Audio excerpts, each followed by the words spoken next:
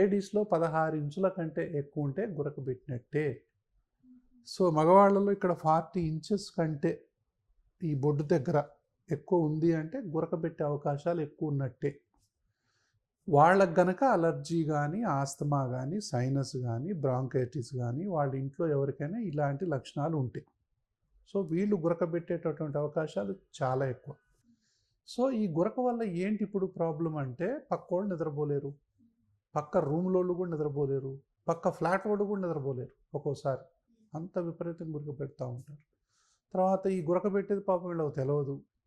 పక్కన ఉన్నటువంటి వైఫ్ గానీ, ఒకవేళ వైఫ్ పెడితే హస్బెండ్ గానీ చాలా డిస్టర్బ్ అవుతా ఉంటారు. అవునా? సో, వాళ్ళ ఆరోగ్యం కూడా పాడైనట్టే లెక్క. కాబట్టి దీనికి ఎంత తొందరగా ఇది మామూలు గురక, ప్రమాదకరమైన గురక ఎలా గమనించాలి?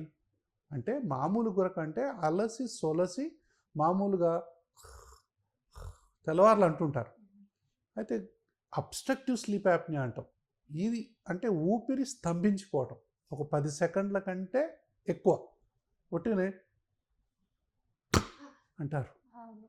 అంటుంటారు. అంటుంటారా? డాక్టర్లు కూడా అంటుంటారు. అవును, నేను చూశాను. ఎవరైతే ఇట్లా అంటున్నారో వాళ్ళు వెంటనే డాక్టర్ని కన్సల్ట్ చేయాలి.